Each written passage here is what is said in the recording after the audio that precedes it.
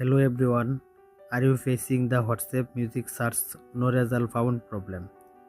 Don't worry, today in this video I will show you simple and working solution step by step. Okay, let's get started.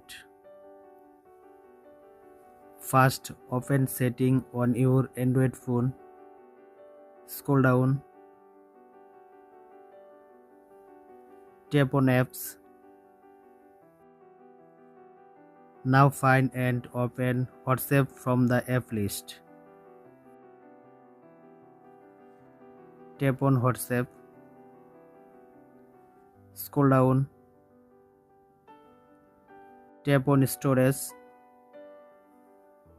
Tap on clear cache only. Do not tap clear data. Go back and tap on forward stop. Tap on OK. Scroll up and check permission. Tap on permission. Make sure all permission is enabled.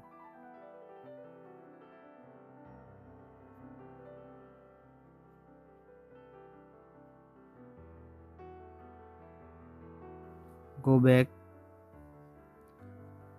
Top of the screen. Open Play Store. Search WhatsApp.